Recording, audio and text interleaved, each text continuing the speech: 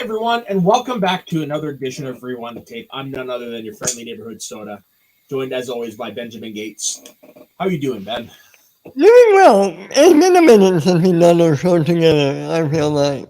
It has, but that's because, life gets in the way sometimes. Life finds a way to fuck everything up.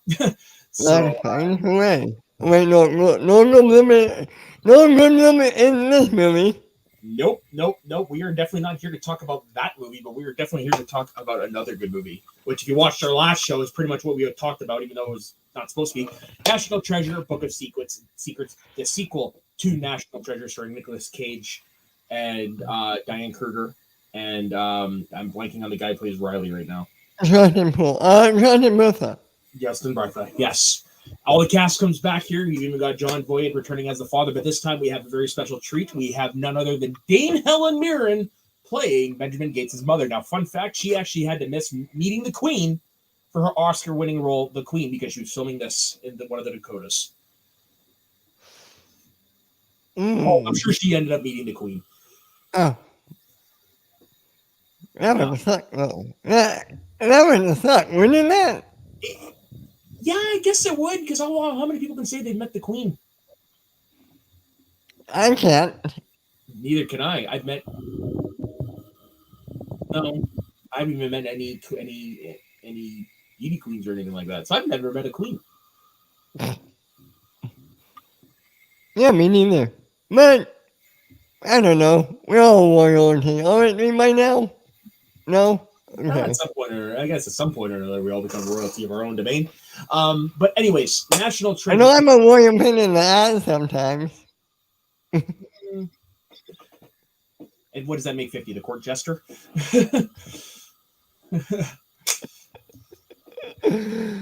All right. Did you see this in theaters? Because I know I did. Yeah, me too. I definitely saw that. When, like we said the last time, the scene where they're trying to get arrested at Buckingham Palace, and he turns to the guard and says, "Hello!" Fucking just killed me. That's Nicolas Cage at Cage, in my opinion. Yeah, I'd say so. I'd say though that was right around that early times of Nic Cage being a meme. Yes, right around the time of it was all the bees. No, not the bees. I still haven't seen that movie. I don't know if I ever wanted to see that movie. Yeah, me neither. But I seen that clip. It's out there. Oh, I've seen the clip. It's kind of hard. And you know who has like a small cameo in that? No. James Franco. Really? And Ethan Hawke, I believe. Was not expecting that. And things you learn every day. Yeah, no kidding. So this movie came out on December 21st, 2007, with a budget of $130 million and a box office gross of $459.2 million. Yet somehow, still 15 years later, we're still waiting on a third movie, even though I know there is a TV show in development. For me, it's one of those properties, like, I'll believe it when I see it at this point. I'm not ready with Indiana Jones 5. I know they're filming it right now. They might have already. Okay, they're done. I still will believe it when I see it. I mean, you don't know. Once I started seeing a few things, they got me, and that's kind of where I'm in the boat with National Treasure. I need to start seeing stuff from the filming to believe it's actually happening. Well, I've seen some stuff, and I'm still wondering if we're going to get a Flash movie next year. But we're not getting into that. That's an entirely different story. That's because Ezra Miller is a flippin' creep. That's a totally different story, and I don't want to go into what I read today. Oh, I read that too. I think I did. We'll talk after, but yeah, something every week, man. Something every week. What? Was it the story with the guns? And the farmhouse? Yep. Okay, we read the same story. Folks, Google it. That's not what we're here to talk for.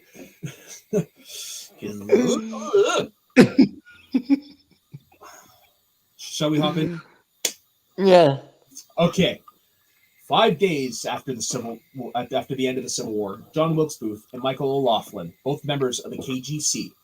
What does the TGC stand for? I don't think I've ever heard that term before. Oh, Knights of the Golden Circle, right? Okay, fair enough.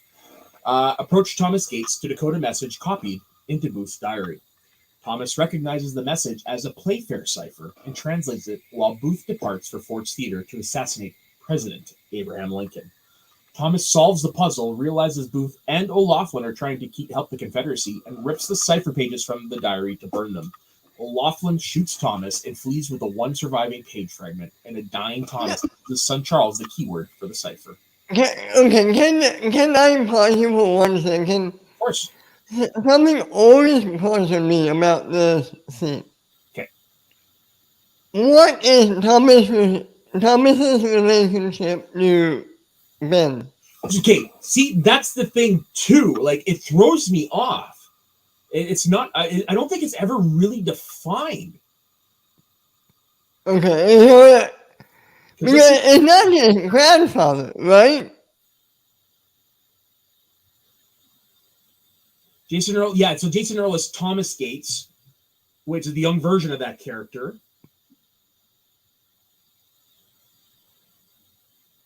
I think it would have to be his great grandfather based on timelines in there. Okay. Because that's not John Voight as a kid. No, right? that would either be his grandfather or his father. Okay. If not, John Voight's freaking old. It is John Voight. It's either Christopher Plummer's character or his father. Okay. Yeah, it always was a weird one for me too. It was just, but you guys. I never thought it was me. I used to think that too, but then you saying it actually triggered my memory. Over 140 years later, famed treasure hunter Ben Gates tells Thomas's story at a Civilian Heroes Conference. Black market dealer Mitch Wilkinson, played by Paul Denuzio's favorite actor, none other than Ed Harris. He's great in this movie, by the way.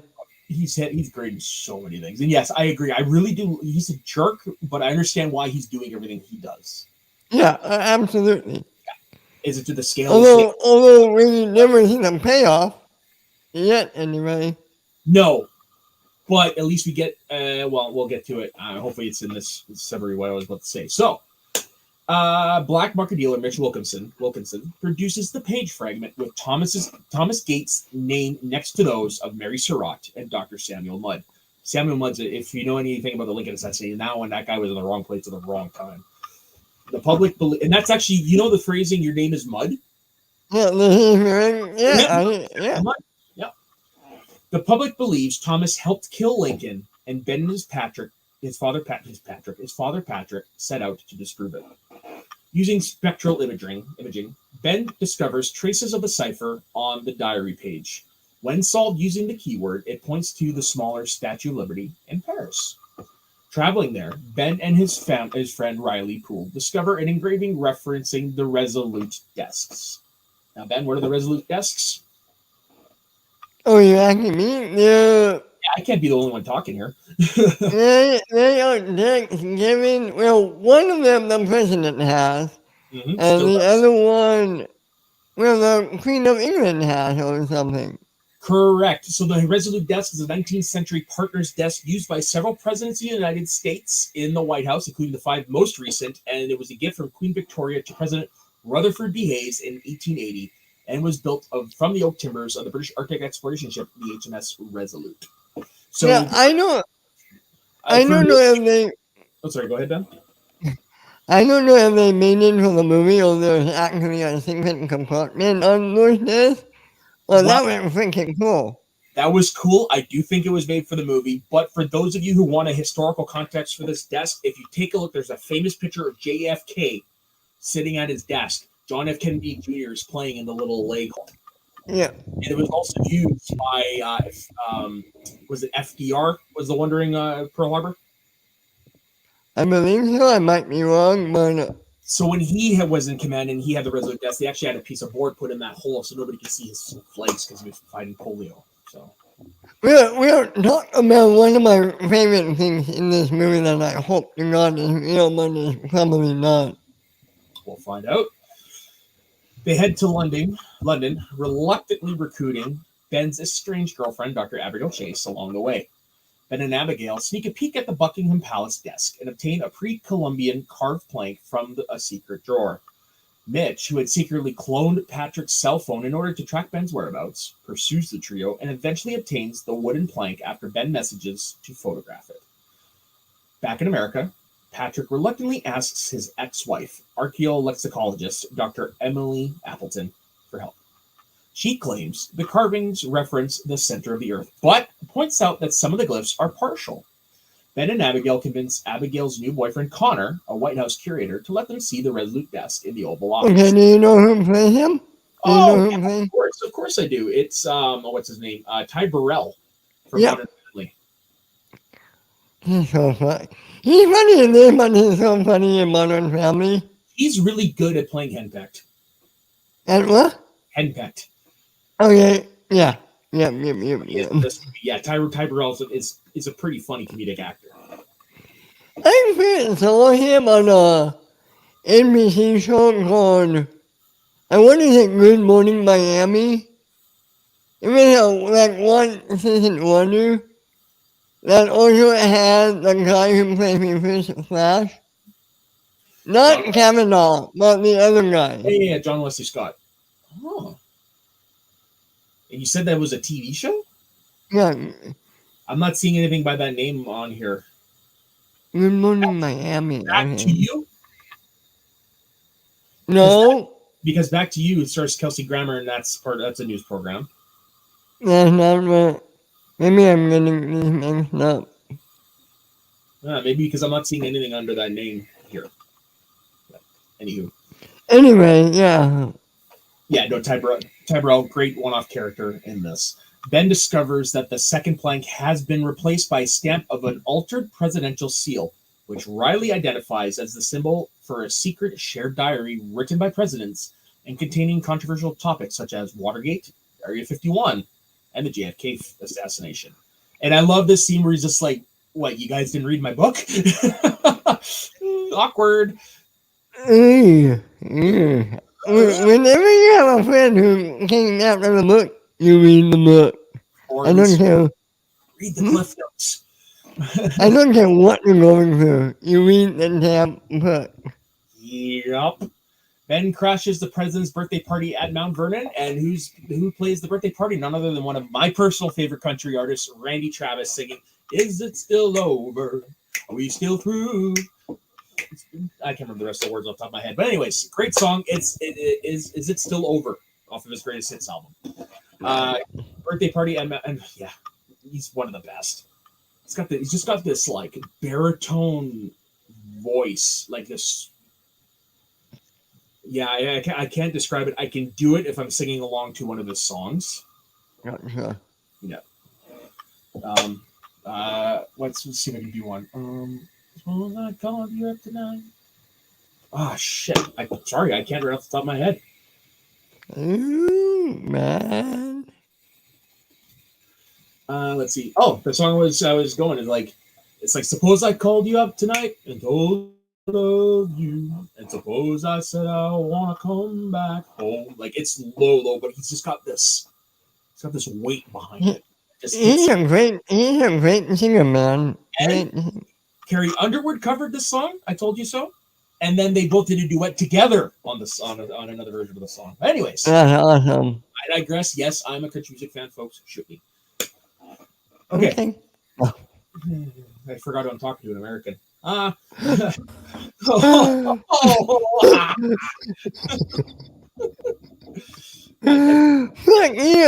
you. Hey, man, your people are crazy. Yeah, I can't argue that. Ben crashes the president's birthday party at Mount Vernon to convince the president to explore a secret tunnel with him.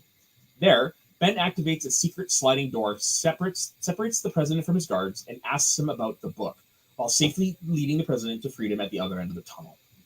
The President Sympathy... I'm going to say this right now. Bruce Greenwood is my favorite screen president. Fuck your tongue. We were talking about the best president next week.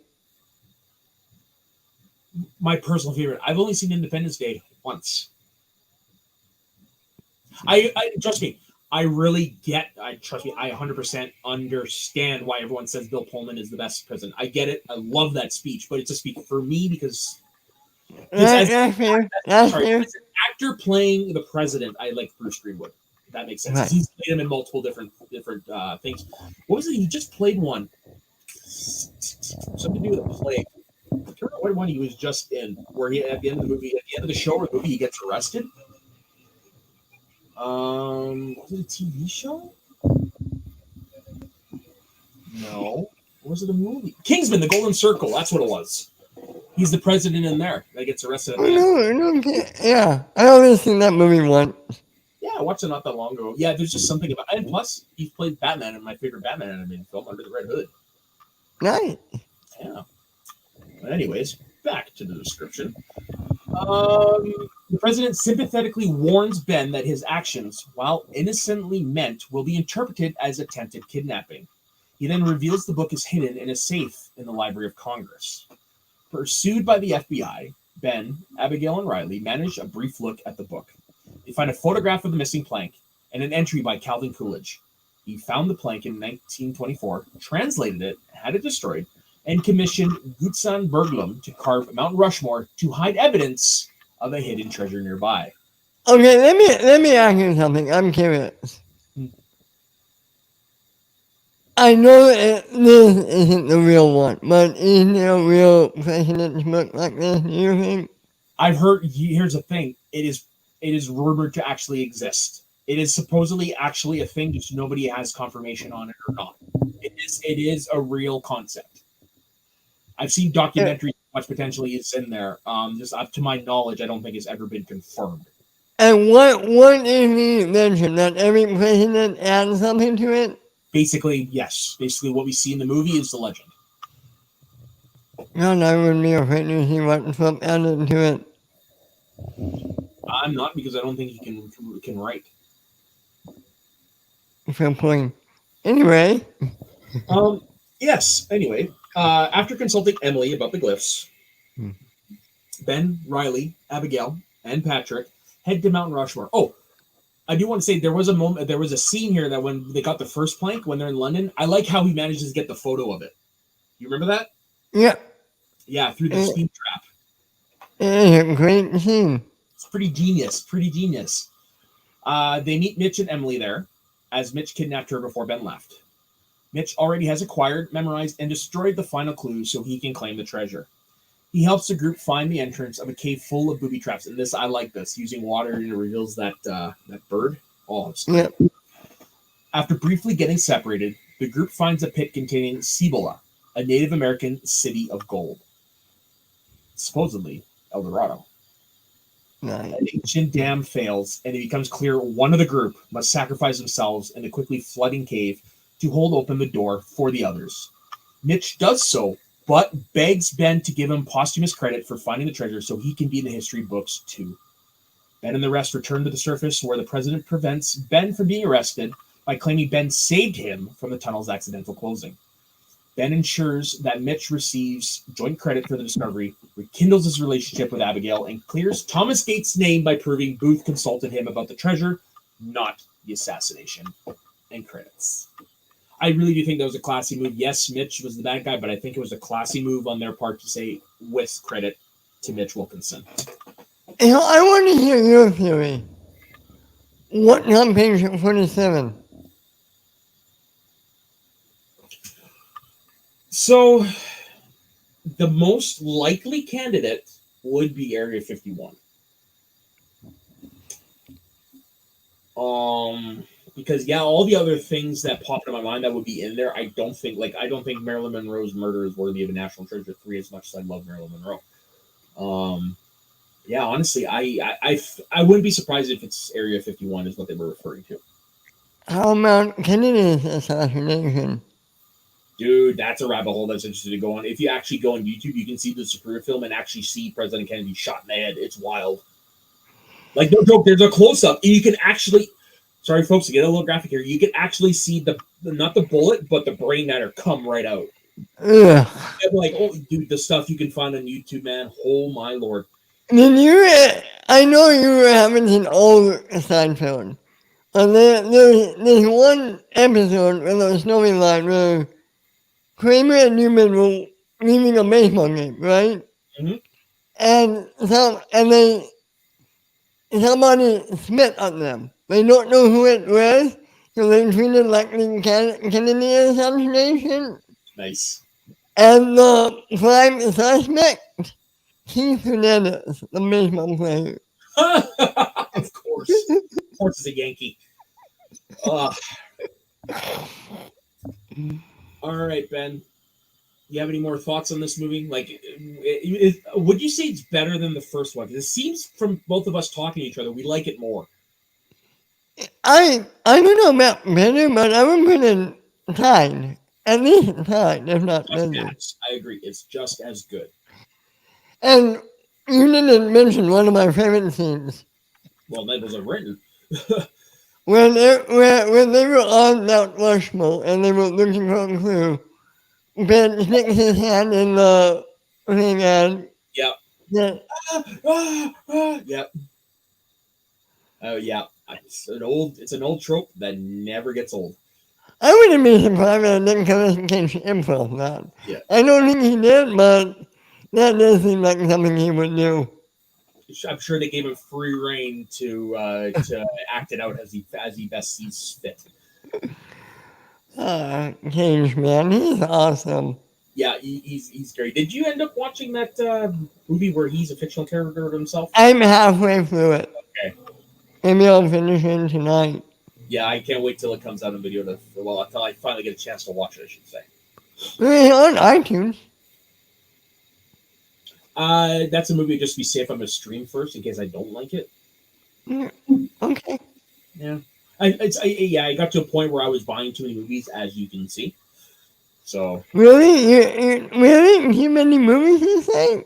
Hey, man. The day we had media outage up here, no internet, no TV, nothing, I was still cool as cucumber because at least I had shit to watch.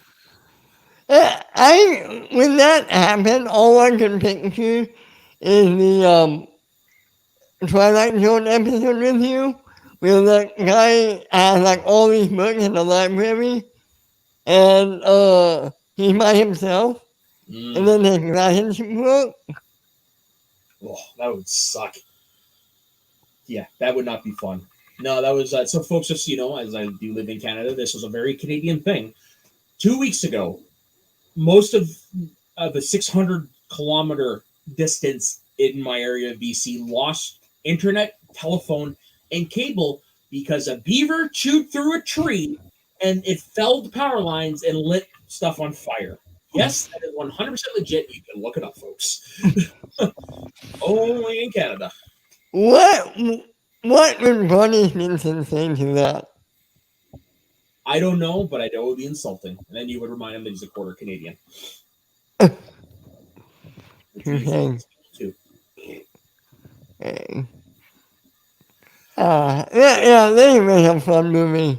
This is a great fun movie. This is easily this is the type of role that Nicolas Cage does well. The action hero. Nicolas Cage is a great action hero. It's what it comes down to. What do you give him the right script? He's a great action hero and he's a great action villain. Agreed. You have to see the movie Face Off. So I know I've never finished it, but I do know I've seen parts of it when I was younger.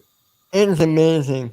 I keep hearing. I will say Nicolas Cage movies are definitely not in my wheelhouse. Okay, I mean, it's not that I don't want to see him. It's just I don't think about him. You know what I mean? Is there anything else you want to add about this fine movie? No, not particularly. Other than this is a great cast. The addition of Ed Harris and Dame Helen Mirren were fantastic. Trevor Rabin does a great score for this and the first one. I do want to give him a shout out. I really do hope we finally get to see a third movie, even though I do know, like I said, that TV show's in development. But if we don't, at least we got 2 great movies to still watch. And there is one thing I want to add before I forget. I love Dame Helen Mirren's and John Ford's chemistry. Yes, they do have great chemistry. especially the scene where they're trapped together and they're trying to make their way through the cave, and then they get like arguing about a rug and a toothbrush, and yeah. You find them as an ex-married couple. Agreed. Yeah. And then I love the part when they before they went to heaven, married. They're in Sean Fort's house, and Ben and I forget what did Diane Kruger's name? So Diane Kruger, Abigail Chase. Ben and Abigail and Riley were arguing about they need her. And you can tell Sean Fort is all flustered and like, don't know anything about that. Oh, all right, Ben, where can everybody find you? You guys can find me at my Twitter, Ben_radio. You can find me on my YouTube channel, The Multiverse of Kingdom, every Monday on Jedi Canada. No, every Monday on Dissecting the Showdown, every Wednesday on Jedi Academy, every Friday on The Weekly Kingdom, every Sunday on Kingdom Uncut. You can find me here on the Northern Entertainment Group. Every Thursday, right here on the Right Entertainment, every Saturday morning on anything called the Northern Countdown. The Northern Countdown. One day I'll get it. We gotta get a theme song like that. We have to. I have an idea on how to do one. I just have to wait till I'm not freaking busy to get it to do it. Because I might be able to actually help get a buddy of mine to help me do one. Oh, nice. He's a DJ, so he knows what he's doing. Nice. And as for myself, you can find me on my personal Instagram and Twitter at soda_saxman. And on Instagram, you can just see a nice little photo dump of my dog Bear. You can also find me on Wednesday nights here on the Squared Slice, Thursdays here with Ben and Rewind the Tape, Saturdays with Ben and 50 on Northern Countdown, and then Saturday afternoons over on the Let's Get Ready Network doing the Drop Kicks, which is the wrestling show over there. So, on behalf of myself, Ben, everyone here at the Northern Entertainment Group, don't forget to like and subscribe, and don't forget to let us know what your thoughts on National Treasure 2 are in the comments. And as we part, I will leave you with this. Is it still over? Are we still through? Since my phone still ain't ringing, I assume it still ain't you. I have to mind to take the time to find somebody new. But I'm not sure that I'm still over you. And we will see you next week, folks. When we you want to announce what we're doing next week? Next week we will celebrate Independence Day. That's what I would do. Next weekend is an interesting weekend because on Friday it's Canada Day up here, and on Monday it's the 4th of July. So for next weekend, we are going to do a review on Independence Day, which I have not seen in 20 years. So this should be fun. Man, I can't wait to talk about this movie with you. Yeah, it's gonna be great. I do remember Randy Quaid was one of my favorite characters in the movie. It's gonna be fun, and this is pretty much the movie that made Will Smith. Yes. Yeah. Yes. I'm back, and we'll see you next